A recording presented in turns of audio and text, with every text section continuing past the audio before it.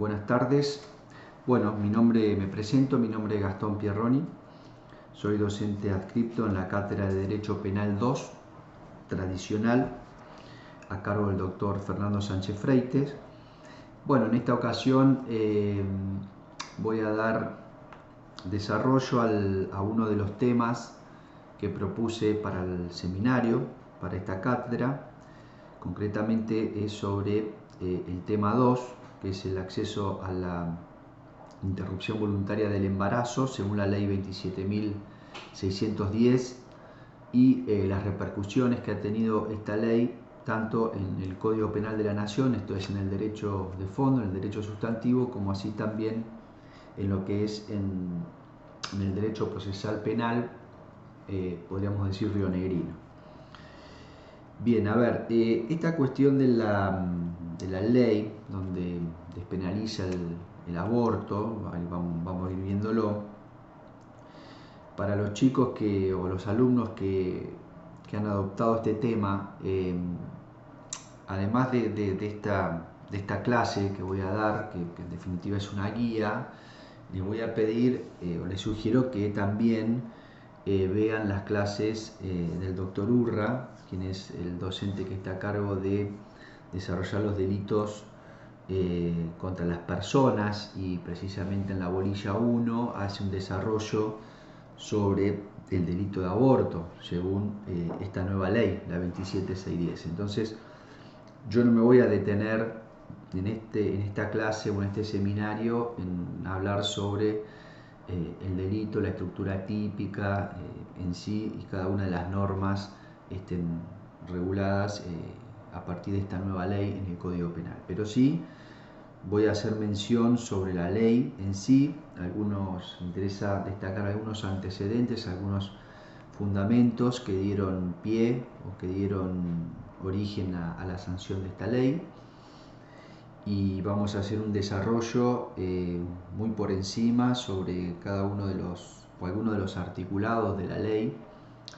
La ley 27.610 cuenta con 21 artículos, entonces me interesa por ahí hacer un análisis o hablar un poquito sobre los primeros artículos y luego ya adentrarnos a lo que es cuáles serían las repercusiones que ha tenido esta reforma tanto en el Código Penal como cómo impacta, digamos, esta reforma en lo que es el procedimiento llevado a cabo principalmente a través del órgano titular de la acción penal pública, que es el Ministerio Público Fiscal. Bien, bueno, a ver, lo que me interesa destacar sobre esta ley, que esto lo pueden encontrar en los fundamentos de la propia ley, cómo se origina toda esta cuestión de la despenalización del aborto. Creo que, bueno, esto ha tenido un impacto no solamente a nivel nacional, sino a nivel latinoamericano. Se ha trabajado mucho sobre esta concepción de la despenalización del aborto. En lo que respecta en Argentina, digamos, tenemos que hacer mención a lo que fue la campaña nacional por el derecho al aborto legal, seguro y gratuito, que es una campaña que se inicia por el año 2005, en el mes de mayo, por más de 70 organizaciones de mujeres de todo el país, y que actualmente incluyen a más de 600 organizaciones entre grupos y personalidades vinculadas precisamente al movimiento de mujeres, intervienen organismos de derechos humanos, también hay implicancia en el ámbito académico, científico, artístico, trabajadores también de salud que han impulsado esta reforma, sindicatos, diversos movimientos sociales y culturales. Es decir, esta campaña nacional que se inicia ya por el año 2005, precisamente se encargó de elaborar un proyecto de ley de interrupción voluntaria del embarazo, proyecto de ley que se viene presentando ante la Cámara de Diputados, ante el Congreso de la Nación, desde el año 2007. Fue allí que recién en el año 2018, ¿sí? Luego de movilizaciones multitudinarias donde apoyaban este tratamiento de este proyecto de ley, eh, se logró con toda esta movilización de la cual han salido en los medios y ha tenido una repercusión pública, mediática, ¿no? A nivel nacional muy grande, muy elevado. Y bueno, y con esto se logra en el año 2018 que el Poder Ejecutivo lo incluyera en su agenda legislativa y en el Parlamento, para que, de manera que someter esta a consideración del Parlamento para ser discutida. Entonces, de la primera presentación entonces del proyecto de ley, se logra avanzar en lo que es la despenalización del aborto, despenalización social del aborto. Hay un antecedente muy valioso que todos conocen o que podemos conocer, que es el precedente FAL, ¿sí? De la Corte Suprema de Justicia de la Nación, que es un fallo del año 2012, donde aclara los alcances de los abortos legales establecidos en el viejo artículo 86 del Código Penal. También como antecedente valioso, importante para la sanción de esta ley de despenalización social del aborto, podemos mencionar al menos tres leyes atinentes a los derechos humanos de las personas y de las familias. Por ejemplo, tenemos la ley 26.529 de derechos del paciente en su relación con los profesionales e instituciones de la salud, la ley 26.743 de identidad de género, la ley 26.485 de protección integral para prevenir, sancionar y erradicar la violencia contra las mujeres. Es decir, estas leyes también de alguna manera han influenciado en la voluntad de los legisladores para poder sancionar esta ley. La última presentación que se había realizado en el mes de marzo del año 2018, que tuvo un dictamen favorable, tuvo media sanción, como ustedes recordarán, por parte de la Cámara de Diputados en junio del año 2018. Si bien tuvo esta media sanción, cuando llega a la Cámara Alta, digamos la Cámara de Senadores, finalmente el proyecto fue rechazado, ¿sí? Fue un primer intento donde se debatió, se discutió en el Parlamento argentino sobre esta despenalización del aborto, lo cual fracasó, digamos, ¿no? O sea, no alcanzó a ser sancionada la norma. Bueno, obviamente que toda esta cuestión hizo redoblar los esfuerzos para que distintas movilizaciones, organizaciones de mujeres, de derechos humanos, insistieran sobre, vuelvan a intentar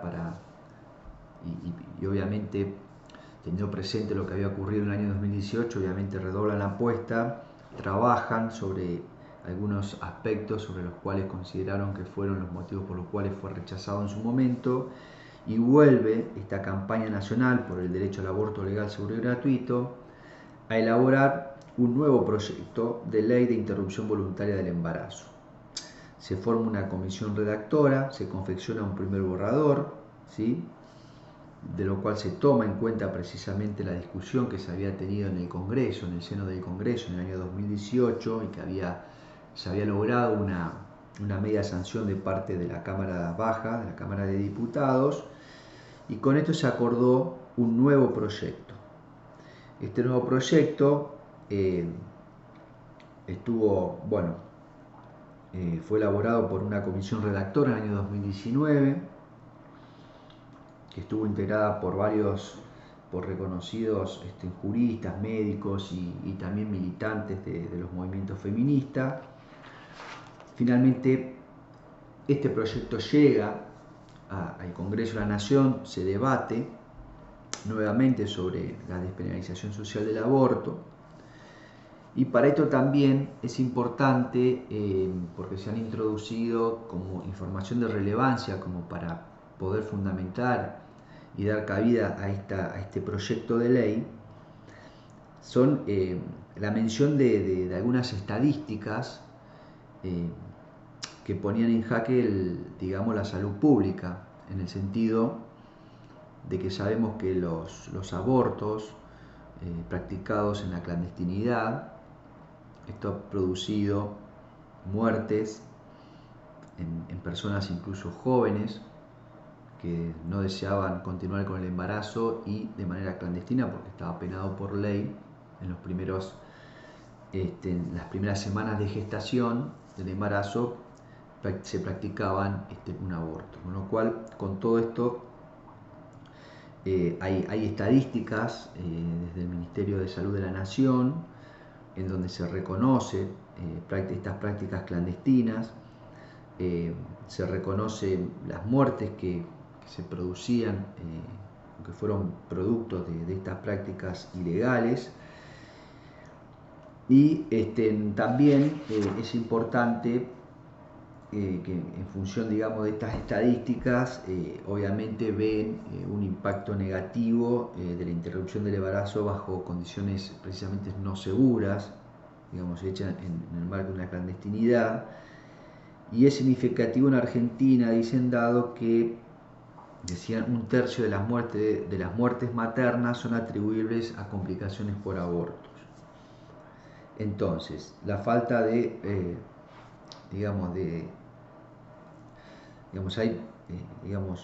esta cuestión de la interrupción del embarazo de manera clandestina, obviamente afecta a lo que es la salud o la integridad de las mujeres. Entonces lo que se intenta, lo que se quiere dar es una seguridad y que no sigan ocurriendo muertes, y que se pueda ser atendido en un centro de salud pública o privada, con todas las garantías o con todas las, disminuyendo obviamente los riesgos de que le ocurra algo a la mujer o a la persona gestante que desea no tener, digamos, el niño o la niña o lo que, cierto producto de esa gestación. Entonces, también se han recabado datos de la Organización Mundial de la Salud, hay recomendaciones hechas también por dicho organismo, se llega a la conclusión de que las complicaciones relacionadas con el aborto son las primeras causas de muerte materna, y esto adquiere gravedad ética debido a que son muertes de mujeres o personas gestantes de edad reproductiva y que pueden ser evitables a través de la implementación de políticas públicas de salud y de educación, que es lo que finalmente va a receptar este proyecto de ley. Sobre esta escasez o insuficiencia en lo que hace a las políticas públicas, se vulneran derechos fundamentales como el acceso a la salud, el derecho a una vida sana y plena, el derecho al ejercicio de la autonomía y autodeterminación sobre el propio cuerpo. Estos son los derechos que están en juego. La sexualidad y la reproducción, es decir, sobre esto es donde se trabaja y se da fundamento a este proyecto de ley. El proyecto de ley que finalmente es sancionado por el Congreso de la Nación tiene como objetivo precisamente generar las condiciones de legalidad para que las mujeres y las identidades con capacidad de gestar tengan algún acceso igualitario a las prácticas médicas, de manera tal que le garanticen precisamente la interrupción voluntaria del embarazo de manera segura y gratuita. Hay informes también elaborados por la CEDAW, por el Comité para la Eliminación de la Discriminación contra la Mujer, sobre esta cuestión, y hay recomendaciones para que se eviten estas muertes. De alguna manera son propicios a que se despenalice el aborto para precisamente evitar estas muertes. En definitiva, el Estado, dice el proyecto, debe buscar la manera de garantizar a las mujeres y a las personas con capacidad de gestar el goce pleno de la sexualidad y la reproducción. Para que Argentina sea un país más justo y equitativo, cuando quienes quieran y puedan tener hijos e hijas lo hagan sin problema, y quienes en pleno goce de sus facultades personales no lo deseen puedan interrumpir el embarazo en condiciones sanitarias seguras, de manera que no haya mujeres que mueran en el intento, sumidas en la angustia de un embarazo no planificado ni deseado. La maternidad no puede ser una imposición, debe ser siempre una elección de vida, como muchas otras, y el Estado debe velar por la vigencia plena de los mismos, es decir, garantizándoles estos derechos a las mujeres de poder acceder a condiciones sanitarias adecuadas y seguras para que tomen esta determinación. Esto es lo que intenta o lo que era el fundamento por los cuales se pretendía sancionar esta ley, ¿sí?, de la despenalización. Cumple una función más de salud pública. Entonces, lo que se planteaba era un problema de inequidad y que lo que se trata es de reforzar esas diferencias existentes entre los sectores sociales y que esto no dejaba de ser, decían los fundamentos, un problema de salud pública y de política pública que obviamente se vincula con conceptos de equidad y justicia social. La ley es imprescindible para evitar más muertes y para erradicar desigualdades y discriminaciones que contribuyan a ampliar la brecha de la injusticia social y sanitaria en la población. Entonces, concluyen a que se debe garantizar el acceso a una práctica médica que posibilite la interrupción del embarazo hasta la 14ª semana, ponen un plazo, solo mediante el consentimiento de la mujer, resulta esencial para garantizar su derecho a la salud integral y a la vida misma. Obviamente siempre estamos hablando del consentimiento. Fuera del consentimiento, obviamente es delito. Acá lo que se protege o lo que se despenaliza es hasta la 4ª semana de gestación y que obviamente haya consentimiento de parte de la persona gestante. Bien, estos son algunos de los fundamentos que fueron precisamente tenidos en cuenta al momento de redactar este nuevo proyecto de ley, que obviamente, como todos saben, tuvo finalmente su sanción en el seno del Congreso de la Nación. Es decir, lo que busca el proyecto es precisamente legalizar, y así fue que se legalizó la interrupción voluntaria del embarazo, priorizando la fijación de plazos, es decir, hasta qué semanas de gestación se podía permitir el aborto, estaba legalmente permitido, teniendo en cuenta obviamente la voluntad de la mujer, es decir, el consentimiento dado de toda persona con capacidad de gestar, y haciendo valer y pudiendo gozar el goce pleno de los derechos sexuales y reproductivos y no de las condiciones bajo las cuales se produce un embarazo. Entonces, en definitiva, lo que busca el Estado con la sanción de esta ley es garantizar un acceso real y equitativo al derecho a la salud para todas las mujeres y personas con capacidad de gestar, sin permitir que se generen diferencias según el género, el ingreso, la etnia, la religión, la discapacidad, la orientación sexual ni la edad. Entonces, en conclusión, estos son algunos de los fundamentos que se tuvo en cuenta precisamente para que se pueda sancionar esta ley. La ley es la 27.610, es la ley de acceso a la interrupción voluntaria del embarazo, una ley que fue sancionada el 30 de diciembre del año 2020 y entró en vigencia a partir de su publicación en el Boletín Oficial el día 15 de enero del año 2021.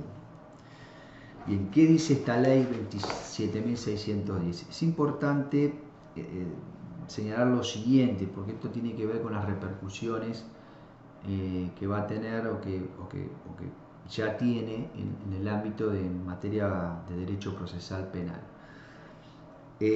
La ley elabora en los primeros artículos, ahora vamos a ir viéndolos, al menos hasta el artículo 3 inclusive, habla de una serie de cuestiones que obviamente tienen sus repercusiones en lo que es en materia procesal penal, precisamente que que recae en cabeza del Ministerio Público Fiscal como titular de la Acción Penal Pública investigar estos tipos de hechos. Entonces no es lo mismo, ha tenido un impacto muy grande, muy elevado sobre este punto, porque antes de la reforma el delito de aborto se investigaba como un delito de acción pública común, como puede ser un homicidio simple, pero lo cierto y concreto, con toda la sustitución e incorporación de nuevos delitos, de nuevos artículos al Código Penal, obviamente esto repercute directamente en lo que hace a materia de investigación de parte de las fiscalías,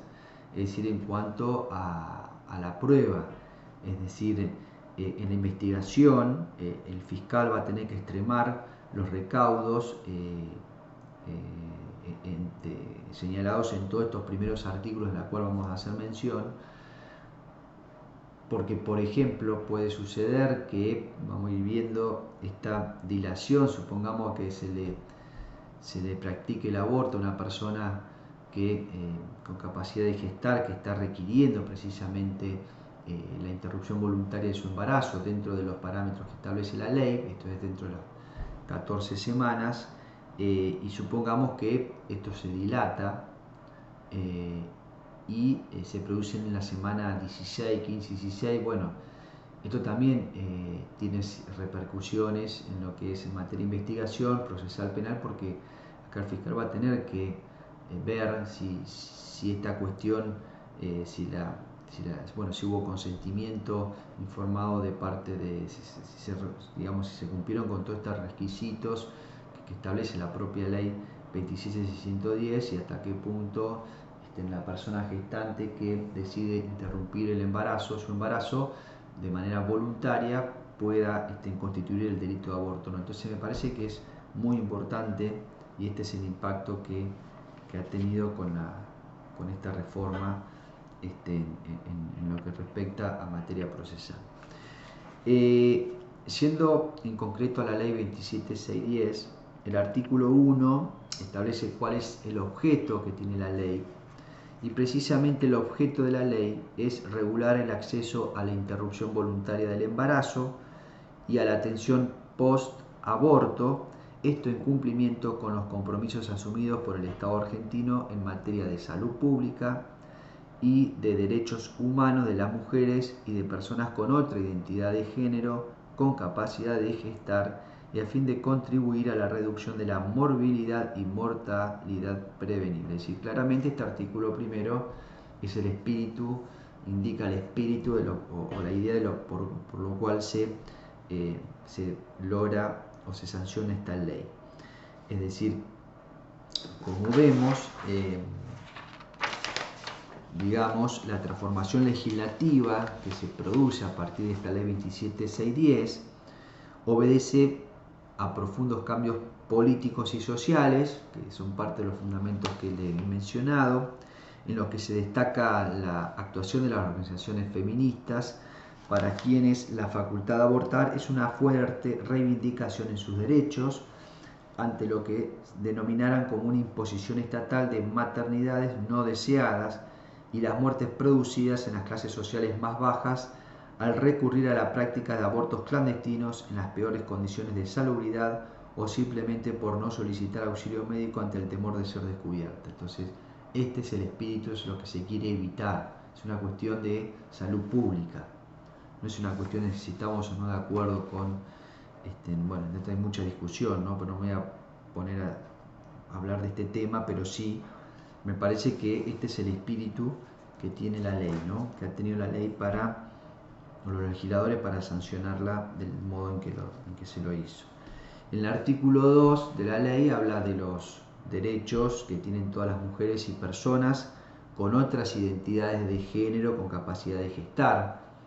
A ver, la ley de identidad de género precisamente reconoce derechos en aquellas personas que siendo biológicamente de un determinado género, supongamos masculino, se autoperciben del género femenino, supongamos, ¿no? Entonces, en este caso serían personas con identidad de género con capacidad de gestar, se refiere la ley a personas, supongamos, mujeres, biológicamente hablando, digamos, que tengan el órgano reproductor de un biológicamente una mujer, pero se autoperciban como hombres, género masculino. Entonces tienen capacidad de gestar y se autoperciben como de género opuesto, que sería el hombre. Entonces esto tiene que ver cuando habla de las personas con identidad de género, para ser más abarcativa y no hablar solamente de mujeres. Es una cuestión de incluir también a estos géneros, en función de la identidad de género, precisamente, el derecho a este acceso a la interrupción voluntaria del embarazo. Parte de los derechos: decidir la interrupción del embarazo de conformidad a la ley. Obviamente vamos a ir viendo en qué casos pueden legalmente acceder a la interrupción voluntaria del embarazo y ser asistidas por un servicio de salud con todas las condiciones de salubridad, ¿sí?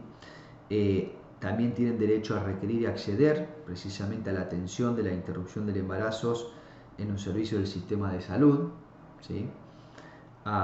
También a requerir y recibir atención post-aborto en los servicios del sistema de salud, esto en función del objeto de la ley que les leí del artículo primero, y también a prevenir los embarazos no intencionales mediante el acceso a la información, educación integral y a métodos anticonceptivos eficaces. Bueno, también es un punto importante que regula la ley 27610. En el artículo 3 habla del marco normativo constitucional, donde menciona una serie de legislación nacional y tratados internacionales de derechos humanos que tienen que ver con esta cuestión. El artículo 4 habla de la interrupción voluntaria del embarazo. Aquí sí habla de las mujeres y personas con otra identidad de género con capacidad de gestar. Tienen derecho a decidir y acceder a la interrupción de su embarazo hasta la semana 14, inclusive del proceso gestacional. Bueno, acá está lo de la legalización del aborto social. Es decir, estamos hablando hasta la semana 14 inclusive, ¿sí? La mujer o personas con otra identidad de género que tengan capacidad para gestar pueden requerir, ¿sí?, como decía el artículo 2, requerir y acceder a la atención de la interrupción de su embarazo. Pasado las 14 semanas, si no están dentro de los dos supuestos que ahora después vamos a ver, que es lo que siguen manteniendo lo mismo que en el anterior artículo 86, en el viejo artículo 86 del Código Penal, pero bueno, si están dentro de estas 14 semanas, inclusive sobre esta cuestión, a ver, quiero aclarar sobre desde cuándo uno empieza a contar las semanas. Bueno, desde que se considera esto, básicamente para hacerlo rápido, porque esto está desarrollado por el doctor Urra, pero tenemos dos teorías: teoría de la fecundación y de la anidación. Tomamos la teoría de la anidación, que es cuando el óvulo se fecunda con el espermatozoide y ya se anida en el útero del seno materno. Bueno, a partir de allí, desde su anidación comienzan las 14 semanas de gestación, del proceso gestacional. Entonces, fuera de este plazo dispuesto, o sea, de las 14 inclusive, como dice el artículo 4, que luego se replica en la modificación del Código Penal, bueno, luego de este plazo tiene derecho la persona gestante también a decidir y acceder a la interrupción de su embarazo en dos supuestos. Primero, cuando fuera el resultado de una violación. Sobre esto se mantiene sobre el texto anterior, con el requerimiento y la aclaración jurada pertinente de la persona gestante. Acá hablamos de persona gestante, no de la mujer. Esto por una cuestión de identidad de género. Ante el personal de salud interviniente. Obviamente en los casos de niñas menores de 13 años la declaración jurada no será requerida porque, la violación es un delito contra la integridad sexual, es un abuso sexual con acceso carnal, y en este caso, menores de 13 ya se presume, aún con consentimiento, se presume iure de iure que la niña no ha tenido, o el niño no ha tenido, la niña no ha tenido consentimiento para el acto, de manera tal que ya por la propia ley, por el 19 del Código Penal se establece que por debajo de los 13 años, aún mediando consentimiento, el delito se consuma. Entonces, por eso aclara la norma en este sentido. Y el otro supuesto, si estuviera en peligro la vida o la salud e integridad de la persona gestante. Mantienen con distintas redacciones, pero más o menos el espíritu es el mismo, digamos. En el artículo 5 se habla sobre derechos a la atención de la salud, es decir, toda persona gestante tiene derecho a acceder a la interrupción de su embarazo en los servicios del sistema de salud o con su asistencia en un plazo máximo, dice, de 10 días corridos desde su requerimiento y en las condiciones que se establecen en la presente ley y en las leyes 26.485, que es la de protección integral de la mujer, y la 26.529 y concordante, que es la de salud pública. Entonces, toda persona, volvamos a los derechos del artículo 2, a requerir acceder a la atención de la interrupción del embarazo en los servicios del sistema de salud. ¿Sí? Entonces, esto es importante porque los sistemas de salud, tanto públicos como privados, están obligados a brindar esta atención dentro de este plazo de 14 semanas, sin más que su propia voluntad y consentimiento. Entonces, esto es importante que la ley implementa, que tiene que darse este derecho a un sistema de salud en condiciones adecuadas.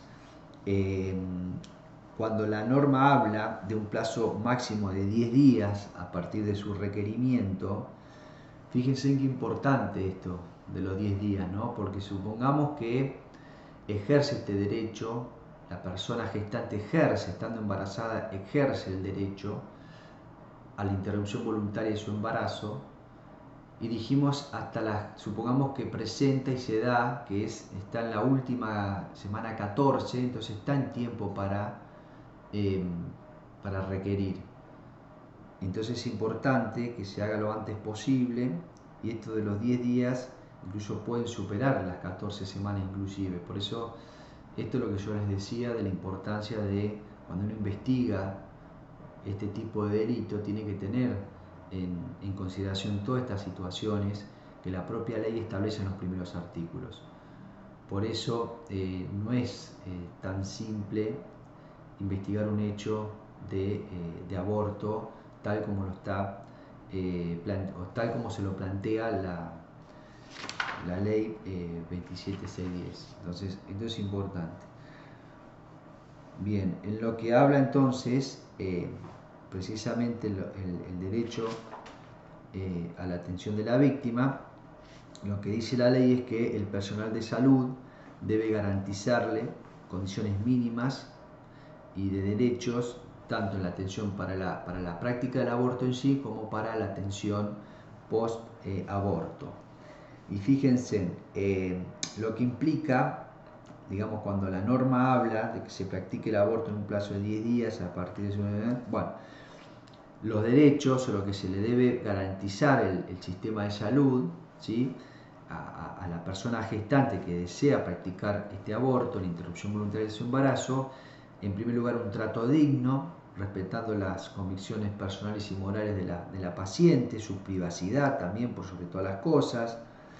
Cuando hablamos de trato digno y respetar su privacidad, lo que implica es no notificar a terceros innecesariamente antes de la realización de la práctica, como así también no compartir esta información, porque es confidencial también, con personas u organizaciones, de manera que puedan tender de alguna manera a influenciar en esa voluntad que está teniendo la persona gestante de querer interrumpir su embarazo, y evitando de esa manera que no se llegue a practicar el aborto, digamos, ¿no? Esto tiene que ver también la confidencialidad, el secreto médico, lo que no se limita el secreto médico obviamente no se limita estrictamente a los médicos que hacen la práctica de la interrupción, sino que incluye a todo el personal de salud con intervención, o que han intervenido en el tema o que han tomado conocimiento de forma directa o indirecta. También habla del ejercicio de la autonomía de su voluntad, el acceder a toda la información que resulte necesaria para tomar una decisión efectivamente informada, que se respete su desarrollo psíquico tanto como intelectual. Es decir, todas estas cuestiones, estos derechos, estas condiciones mínimas que deben garantizarse a la persona gestante, son las que precisamente prevé la ley. La paciente tiene derecho a que toda persona que participe en la elaboración o manejo de la documentación clínica o bien tenga acceso al contenido de la misma, deba respetar el derecho a la confidencialidad, salvo expresa autorización escrita de la propia paciente. Esto tiene que ver con la violación de secreto.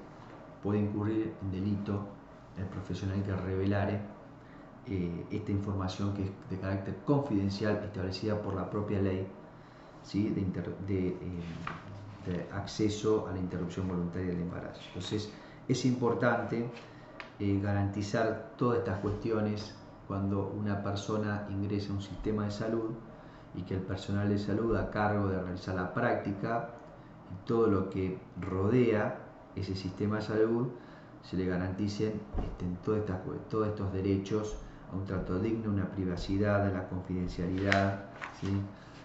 A la autonomía y su voluntad,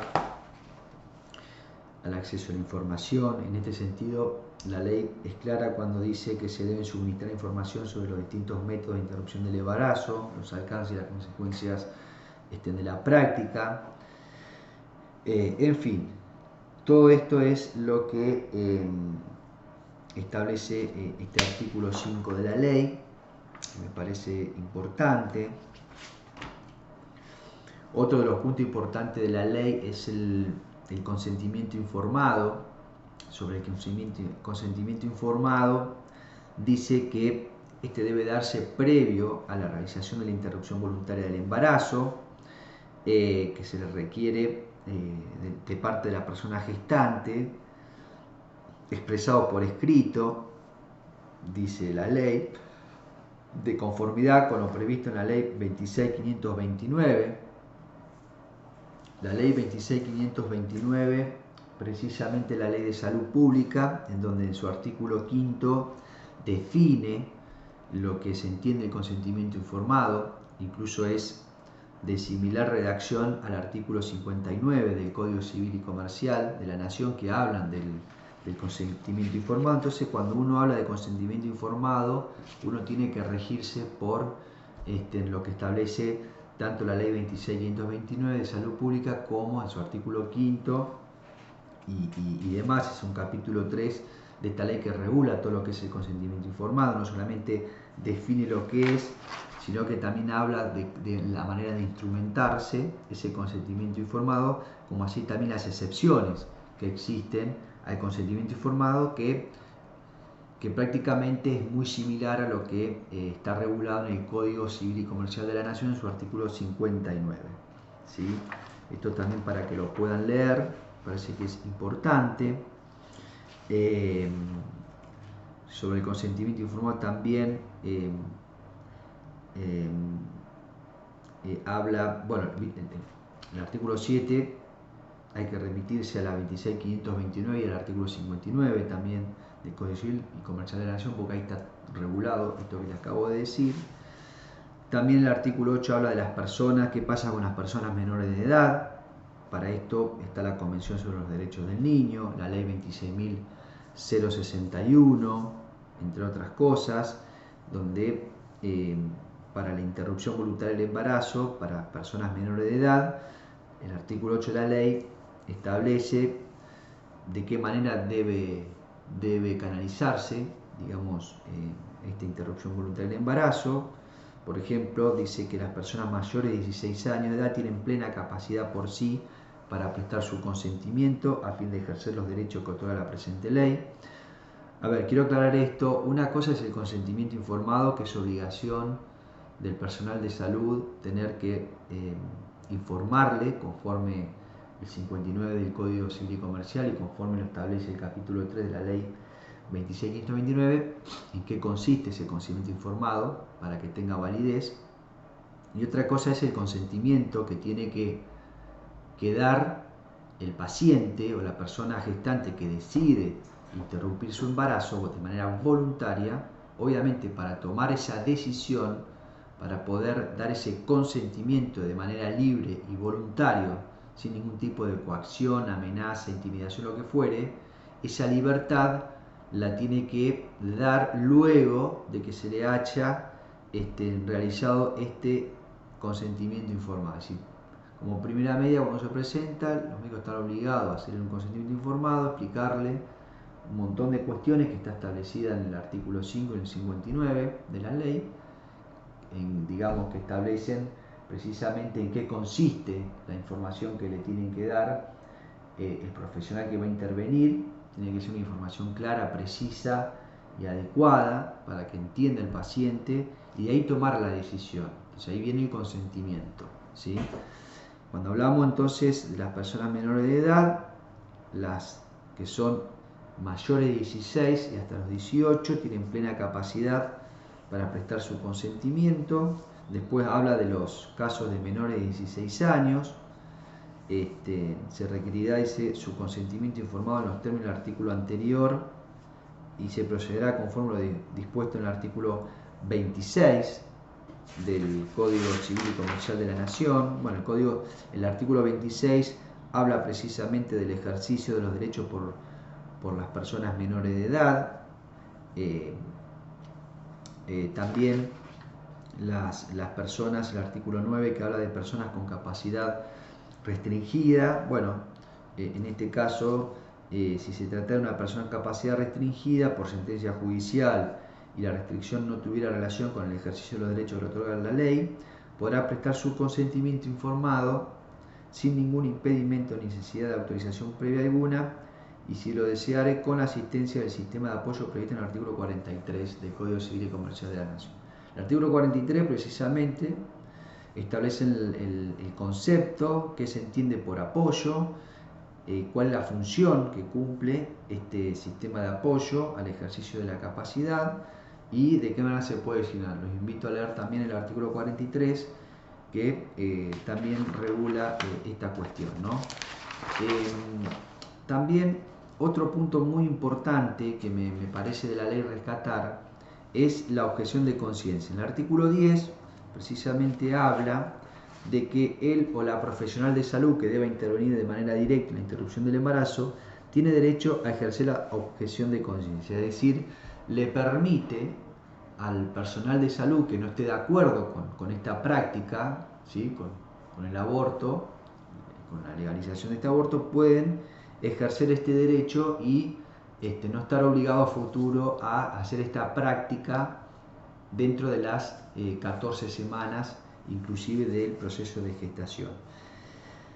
Y dice, para ejercer este derecho, ¿sí? el profesional de salud debe mantener su decisión en todos los ámbitos, públicos, privados o de la seguridad social en lo que ejerce su profesión, ¿sí? O sea, tiene que tener la objeción de conciencia tiene que ser en todos los niveles y en todos los órdenes, no puede que en el ámbito público diga que no y después termine en el sector privado realizando prácticas abortivas legales, es decir, dentro de las 14 semanas del proceso gestacional y obviamente con el consentimiento de la mujer o de la persona gestante. Derivar, dice, de buena fe a la paciente para que sea atendida por otro u otra profesional en forma temporal y oportuna sin dilaciones, ¿sí? Esta derivación es parte de, o sea, pueden ser puede ejercer el derecho a la objeción de conciencia, pero cuando el profesional se encuentra frente a un caso de esta naturaleza, lo que debe hacer es derivar para que sea atendida por otro profesional y no poner obstáculo, tratar de retrasar o dilatar para que precisamente no pueda abortar, no pueda ejercer ese derecho a la interrupción voluntaria del embarazo. Tiene que ver con esto, sin dilaciones habla. Entonces, uno puede realizar la objeción de conciencia, pero atenti, tiene que cumplir ciertas cuestiones el profesional médico. Y después, bueno, habla de cumplir con el resto de sus deberes profesionales y obligaciones jurídicas. Y después esto es importante, dice, el personal de salud no podrá negarse a la realización de la interrupción del embarazo en caso de que la vida o la salud de la persona gestante esté en peligro y requiera atención inmediata e impostergable. Es decir, acá no hay derecho a la objeción de conciencia. Cuando estamos en presencia de una persona gestante que esté en peligro o requiere su atención inmediata e impostergable porque corre riesgo su vida, acá no hay objeción de conciencia. El médico o la médica, el profesional de salud, tiene que tratar el caso. No hay manera, no pasa por una objeción de conciencia. Incluso dice, no, y en más, dice la ley, no se podrá alegar objeción de conciencia para negarse a prestar atención sanitaria post-aborto. Es decir, la objeción de conciencia es para realizar la práctica de interrupción del embarazo, no así para brindarle la asistencia post-aborto. ¿Sí? La objeción de conciencia únicamente es para realizar la práctica, no para, una vez realizada la práctica, por un médico, supongamos una médica que no ha ejercido el derecho a la objeción de conciencia, y luego le toca intervenir a un médico que sí lo hizo, bueno, en este caso no se puede negar y tiene que brindarles asistencia post-aborto. De hecho, dice la ley expresamente que el incumplimiento de la obligación establecida en el presente artículo dará lugar a las sanciones disciplinarias, administrativas, penales y civiles según corresponda. Entonces, y en relación a esta objeción de conciencia, como van a ver, existen médicos o médicas que no están de acuerdo con esto y que ejercen este derecho, establece la ley en su artículo 11 una obligación por parte de los establecimientos de salud, sea público o privado, de tener que garantizar, siempre deben garantizar la prestación. Esto lo impone la ley. Dice, deberán prever y disponer la derivación, o sea, si el establecimiento de salud pública o privada no cuenta con profesionales en función de la objeción de conciencia para realizar esta práctica, esta interrupción voluntaria, siempre hablando dentro de 14 semanas, lo que está autorizado el aborto legal, y obviamente por fuera de este supuesto los otros dos contemplados, que son lo del artículo 86 viejo, que ahora vamos a ver la norma en qué cambia. Pero bueno, entonces tienen que siempre garantizar, es decir, en todos los casos deben garantizar la realización de la práctica conforme a las previsiones de la ley, las gestiones y costos asociados a la derivación y el traslado de la paciente quedarán a cargo del efector que realice la derivación. Es decir, si no cuentan con personal médico para realizar la práctica por el derecho de objeción de conciencia y tienen que hacer una derivación, ¿sí?, pues correrán por su cuenta todo lo que son los costos, dices, asociados a lo que implique la derivación y el traslado de la paciente. ¿Sí? Se tienen que hacer cargo también de los costos. Esto es lo que dice la ley. Luego tenemos su artículo 12, que habla de cobertura y calidad de las prestaciones. Bueno, lo que hace esta ley, lo que regula es que el sector público de la salud, las obras sociales enmarcadas en la ley 23.660 y en la ley 23.661, el Instituto Nacional de Servicios Sociales para jubilados y pensionados, creado por la ley 19, bueno, un montón, bueno, todo lo que es el sistema de salud tiene que garantizar esta cobertura y la calidad en las prestaciones para realizar esta práctica. Es decir, deben incorporar, dice la ley, la cobertura integral y gratuita, esto es importante, estamos hablando de un aborto legal, seguro y gratuito, ¿sí? Entonces, deben incorporar en sus planes, entonces, una cobertura integral y gratuita en cuanto a la interrupción voluntaria del embarazo que prevé la ley, ¿sí? Y también, por último, el artículo 13, bien, habla de que el Estado Nacional, las provincias y CABA, como así también los municipios, tienen la responsabilidad de implementar la ley 26.150, que es la Ley de Educación Sexual Integral, estableciendo políticas activas para la promoción y el fortalecimiento de la salud sexual y reproductiva de toda la población. Esto tiene que ver, cuando yo les mencionaba, uno de los derechos, que era prevenir los embarazos no intencionales mediante el acceso a la información, educación sexual integral y a método anticonceptivo. Bueno, educación sexual integral tiene que ver con esta educación que tiene que brindar el Estado en su conjunto para precisamente evitar embarazos no deseados, ¿no? Y finalmente llegamos al artículo 14 de la ley, del artículo 14, 15, 16, 17 y 18 son los artículos que modifican el Código Penal, es decir, el derecho penal sustantivo. El artículo 14 lo que hace es sustituir al artículo 85 del Código Penal. Se mantiene casi igual, esto por ahí como para que lo vean. La pena la misma en el primer inciso, lo único que en vez de hablar de la mujer, ¿sí? el 85 dice que causar un aborto será reprimido con reclusión o prisión. Bueno, acá reclusión lo sacan y queda la pena de prisión únicamente, de 3 a 10 años se mantiene. Si obrare sin consentimiento de la mujer, decía el viejo artículo 85, ahora lo que dice sustituye la mujer por la persona gestante, ¿sí? Esto tiene que ver con la identidad de género. Y después dice, esta pena podrá elevarse hasta 15 años si el hecho fuere seguido de la muerte de la persona gestante. Siempre habla de la persona gestante, no de la mujer, es decir, introduce esta cuestión. Y luego en el inciso segundo, con reclusión o prisión de 1 a 4 años, bueno, ahora quedó con prisión de 3 meses a 1 año, es decir, disminuye la pena.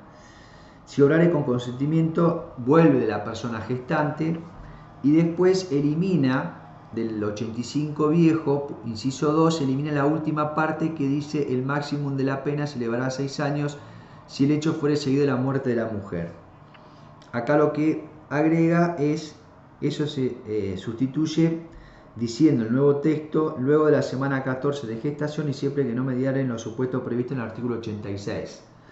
Entonces, si obrare con consentimiento de la persona gestante, luego de la semana 14 de gestación, porque hasta la semana 14 de gestación es un aborto no punible, es la despenalización social que se realiza, es lo sustancial de esta reforma que se dio en el seno del Congreso de la Nación a través de la sanción de esta ley. Entonces, esto es importante. El artículo 15 incorpora un nuevo artículo que es el 85 bis, que este no estaba en el antiguo texto del Código Penal y que dice será reprimido o reprimida con prisión de 3 meses a 1 año en inhabilitación especial por el doble del tiempo de la condena el funcionario público, la funcionaria pública o la autoridad del establecimiento de salud profesional, efector o personal de salud que dilatare injustificadamente, fíjense, dilatare injustificadamente, obstaculizare o se negare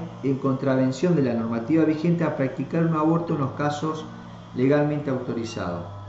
Bueno, para esto les sugiero que vean la clase del doctor Urra, que lo desarrolla muy bien sobre este punto. Digo, para no extender tanto esta clase. Entonces, esto es importante tener en cuenta, porque aquí puede derivar de la comisión de delitos por parte de los funcionarios públicos. En el ejercicio de su función pueden derivar en delitos penales. Entonces es importante tener presente esta nueva incorporación que realiza el Código Penal, esta ley al Código Penal.